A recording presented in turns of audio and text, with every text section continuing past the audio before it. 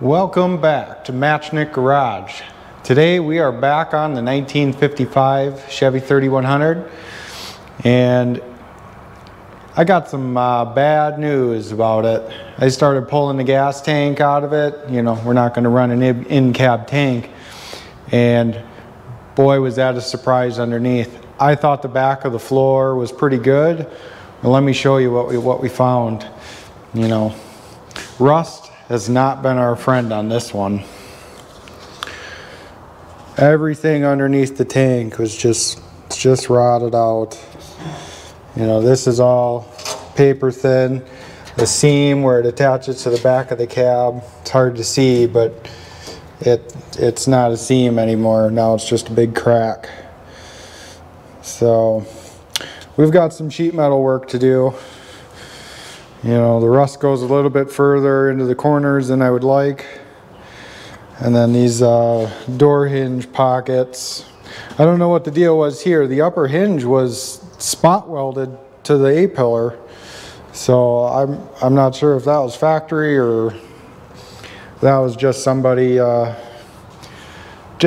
trying to get by for a quick fix.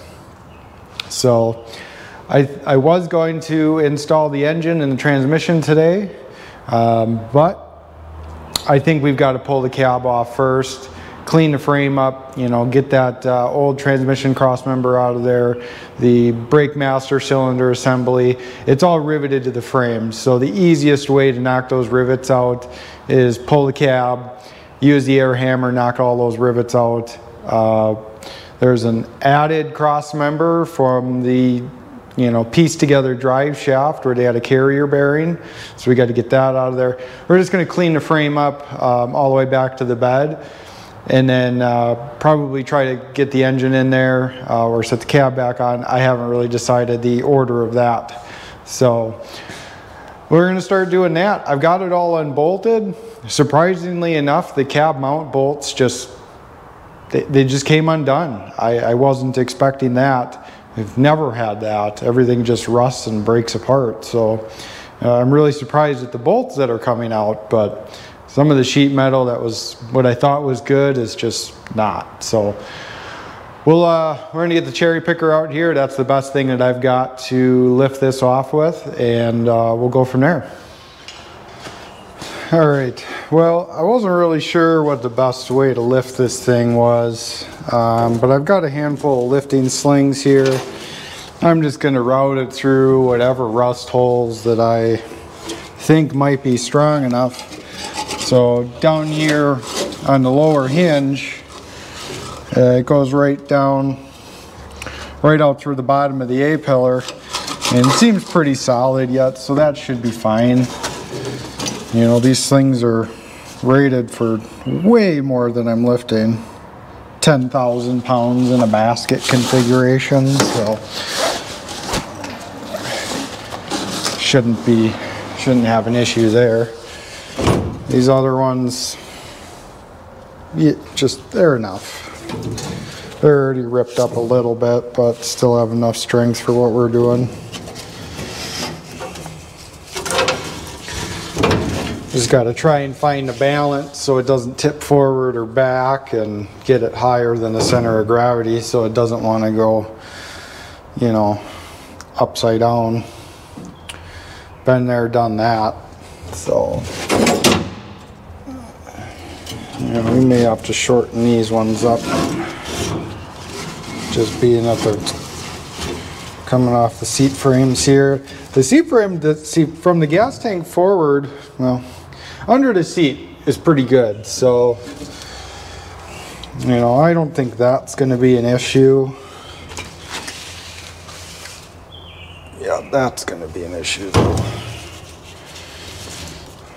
Let's see, just got to find the happy medium here.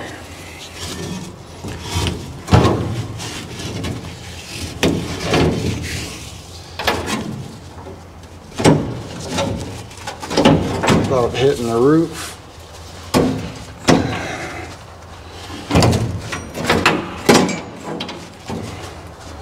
You know, and I did get this all vacuumed out to really see what it was going to be about. And You know, let's just say it's worse than what I was hoping for. I suppose I could go down through the cab corner.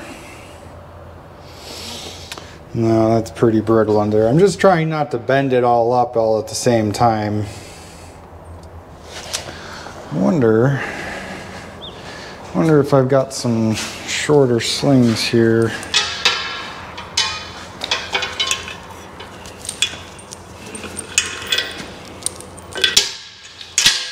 You know, I like to keep a variety of these types of things around. You never know when you're going to need them. I think that one's the same as what's on there.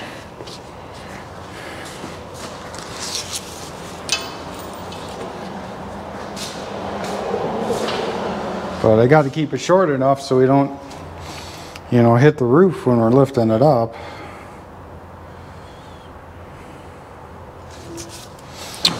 Let's see what we got here. We'll roll this in and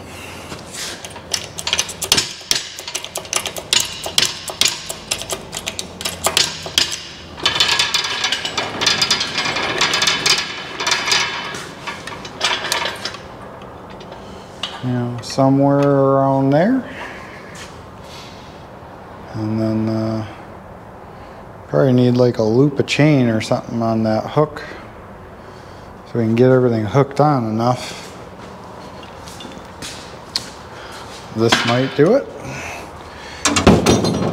The 3/8 chain's probably plenty.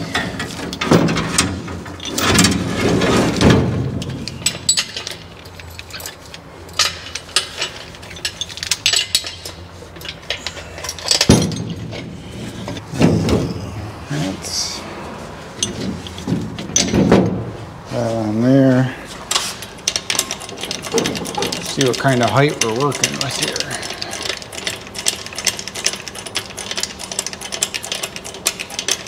You know, like an overhead gantry crane, like one of those A-frame deals, that would be pretty sweet here, but that's a little out of the budget.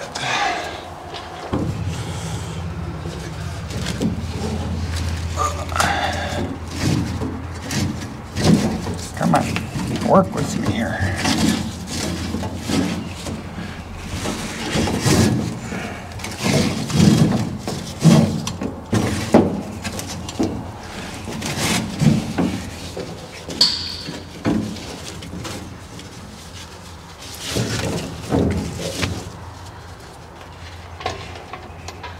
Actually, that might be the best case scenario right there.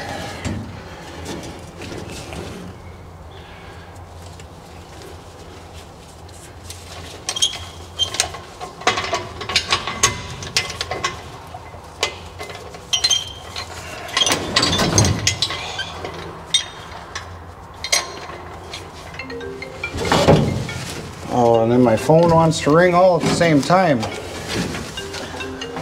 Does anybody else hit that? It's like you're just working on something, got your hands full, and then your phone wants to ring.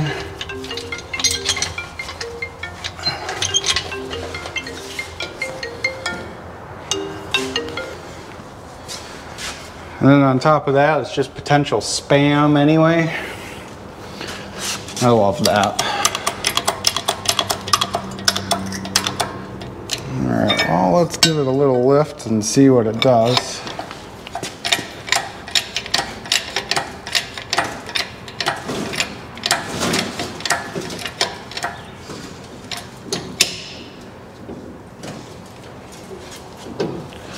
We're a little front heavy. You know, it's only got to suspend to get off the truck.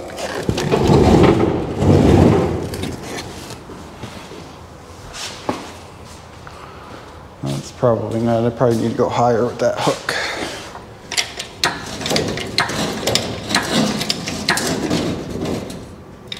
And we're getting caught on something here.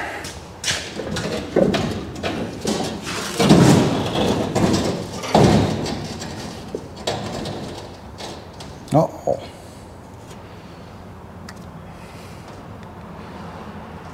Well, now the front of the frame wants to lift up because the box is so heavy.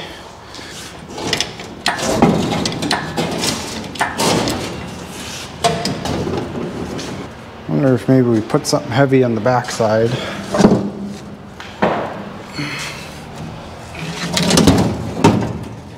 Help even it out a little bit. That was a perfect amount of weight.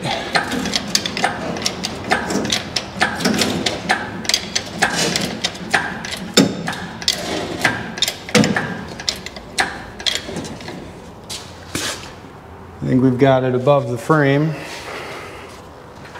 Just kind of ease it.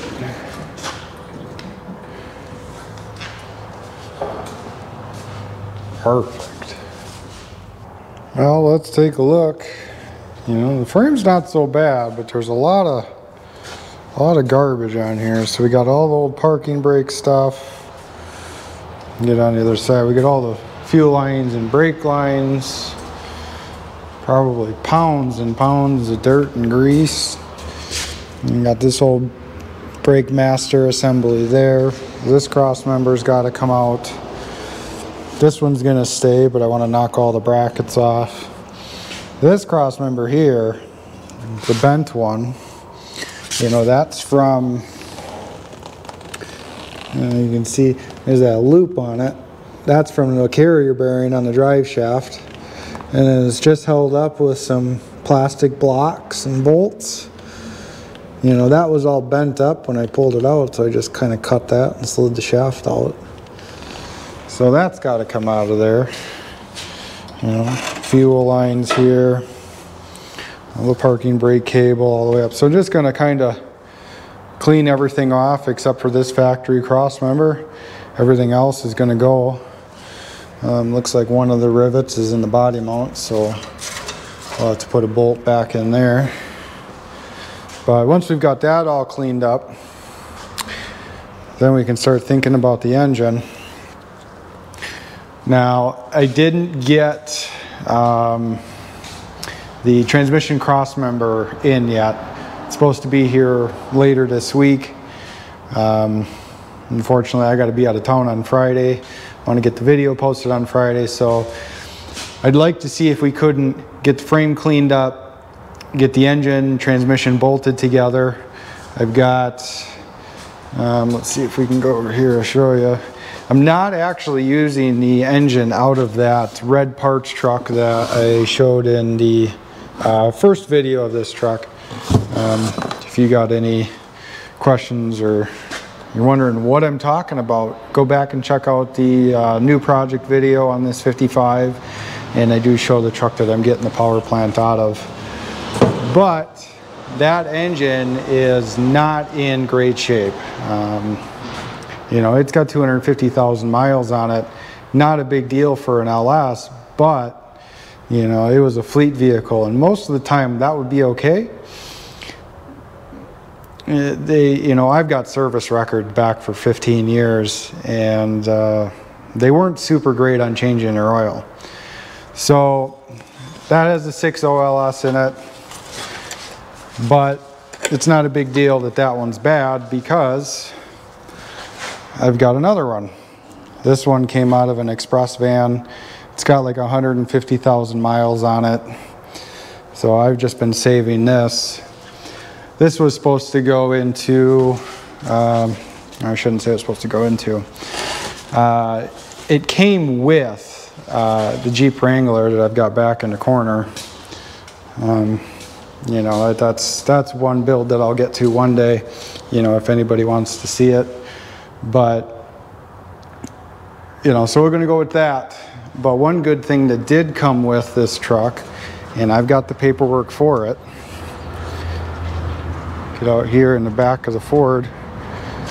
We've got the 4L80E, and this trans, you know, it's already a GM reman, and I've got paperwork. I've got the documents. That transmission's got 65,000 miles on it. So I pulled that out this past Saturday, you know, with minimal tools in my driveway because that seems to be how I do things, I guess. So we're gonna get those bolted together, and then I've got all the motor mounts and stuff like that. We'll try and get it setting where it is. Might have to set the cab back on the frame, you know, just make sure we're not too far into the firewall, because I don't want to cut the firewall up. You know, I want the firewall to stay stock, factory how it is, and then hope everything fits under the hood. And it should. It should. So, but I'm going to start cleaning the frame up here, and we'll see how far we get here.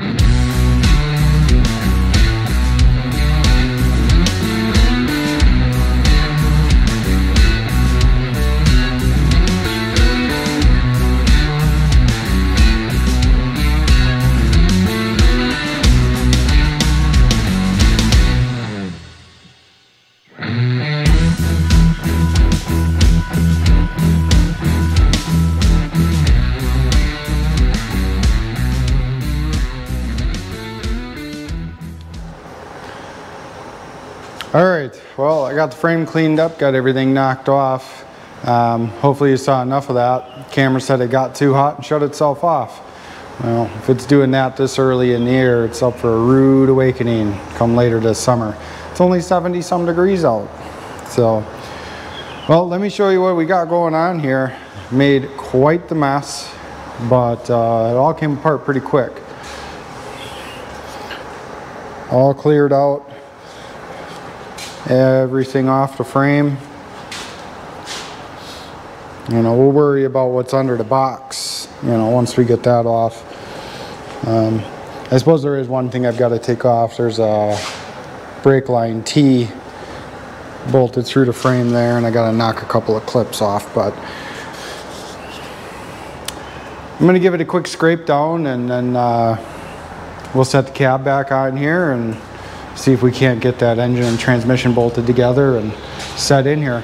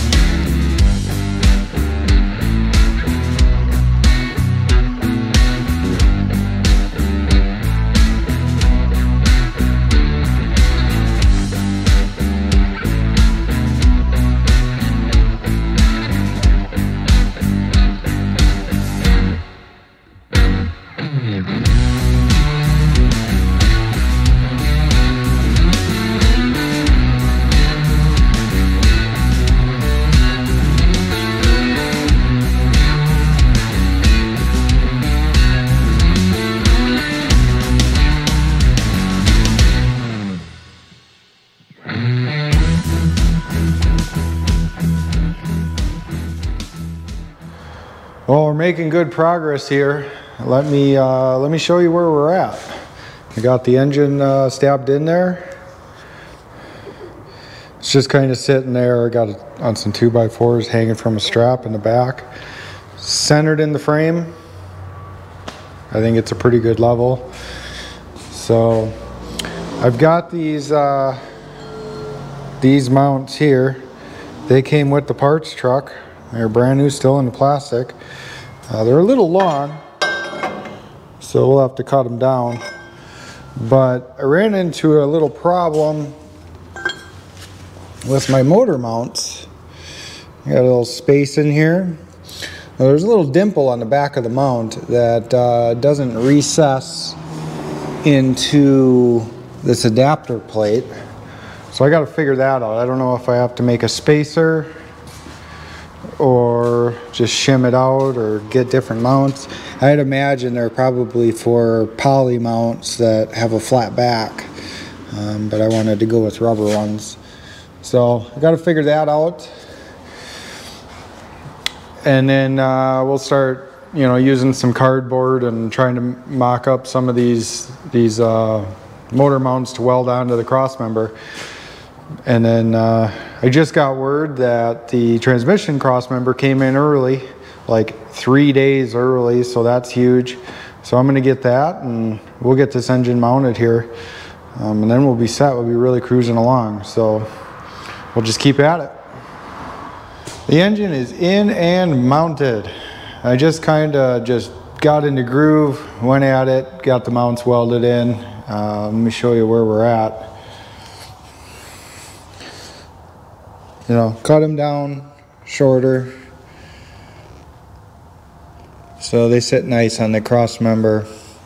I did get the transmission cross member in. I don't know if I'm super happy with it. I think it might drop down too far and hang too far below the frame. So I might have to get one that's either straight across or make a spacer that goes between the transmission mount and the cross member, or vice versa. So, but we'll address that back when it's down on the ground so that we can see what the ground clearance is. Definitely do not want to take off that transmission pan on the road. That'd be a bad day. So the other thing we need to address, we've got the oil pan here. That hangs way down below the cross member, the front suspension cross member. But I've got an easy fix for that. I ordered a new oil pan. I don't know what it's off of, what vehicle, but got a new oil pan. It's probably 2.5 to 3 inches shallower. Got the new pickup tube with it. So we'll get that on, when we clean the engine up. I do want to clean the engine up, paint it up, brighten some of the aluminum up a little bit. Just make it look a little nicer. I'm not going to rebuild it. That's a little bit further than I want to go with it. A little outside the budget right now, that's for sure. So I'd rather stick that part of the budget and other things to keep this truck moving along, because there's some big ticket items coming up. So one thing we do need some help with, which you guys can comment down below what you think. We've got 2 truck cabs. They're both bad in their own way, but let me show you the difference between the two, and you can let me know what you would do. Would you switch cabs? Would you cut one up and use it on the other? Let me show you what we're working with here. So the whole back, as I said earlier, the whole seam, that's rotted away. The floor here, that's all rotten. I don't know that I can cut out small enough sections to even weld any pieces in. It's just so thin there. But the center part, this is all fine. There's plenty of meat there.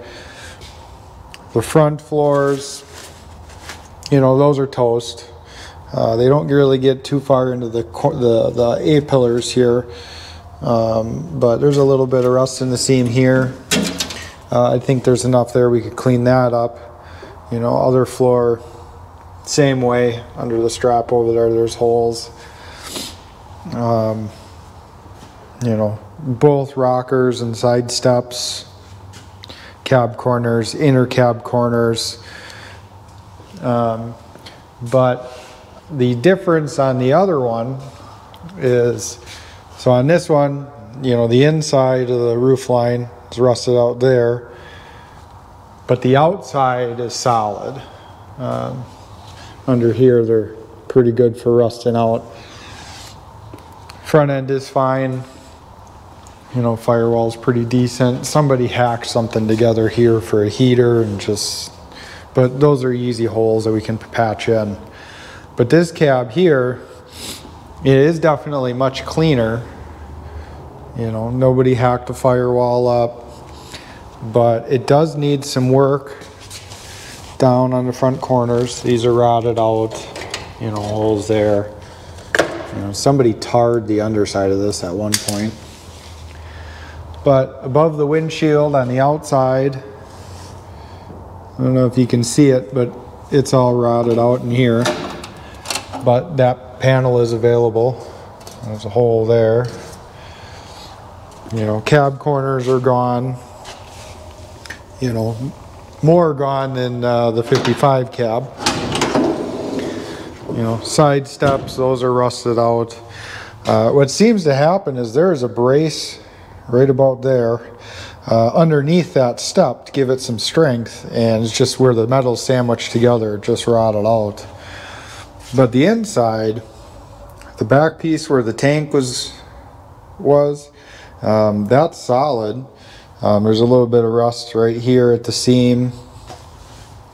You know, floors are pretty solid. You know, there's some holes. You know, a little bit of patching right at the seam here. But overall, solid. The other side's the same way. You know, again, there's inside rust, we'll call that rot, above the windshield. You know, the windshield actually moves in and out, so they're both have their imperfections, that's for sure. You know, so I'm not really sure which, you know, whether we should switch the cab. The downside is, you know, then we've got to patina the whole truck, basically. Now here's the other side. This front's really rusted out. Cab corner on this side's bad as well. This side step, same spot, rusted right out. But the floor on the inside is good. So I'm not really sure what to do. If you had two cabs to choose, you know, what would you do? Would you use the one? Would you, you know, cut the floor out of this one and put it in the other one? Is it even, like, that's a lot of work, you know, is it even worth doing that much work to just take a rusty floor and put it, you know, you still have a rusty floor. You know, the other option is, you know, you'd have to buy a few tools to do it, which then we'd have them for the future and we want them anyway, is do we get, you know, a bead roller and a, you know, like a 36-inch brake, you know, make our own panels and make it more of a custom floor. You know, we don't need all the grooves and mounting spots for the fuel tank because we're not putting the tank back in the cab. You know, we don't need all the fancy holes and whatnot for all the factory steering column parts and pedals through the floor. You know, so do we just make up some sheet metal and, you know, put some nice bead rolls in it, make it look good? You know, use some 1x2 rectangle tubing for cross members under it. You know, do we do that? You know, it's something I really haven't done, but, you know, I feel confident that I can do it. So, you know, let me know what you think, which way you would go. But, you know, one way or another, we've got to do it. As far as the patina goes, we've got to still fix the patina on the hood and both doors. So, you know, what's a little bit more? But I'm just not sure which way we should go. Samantha's kind of going off of my opinion on this, and I'm just a little unsure at the moment. So, but let me know what you think. But if you like this kind of content, go ahead and subscribe. You know, we're going to be doing builds like this for a while, and we'd love you to follow along. But that's going to wrap it up for today. You know, we've got the engine mounted. That's another huge line item off the checklist. You know, next thing we're going to be doing, pretty sure, is rear suspension. You know, get rid of those leaf springs. We're going with the Ford 9-inch, and you know, get a triangulated 4-link in there. The one thing I've got to get is coilover shocks yet, so I'm just kind of waiting for that. And then we'll have this thing sitting down at ride height on all fours. So thanks for watching. We'll see you next time.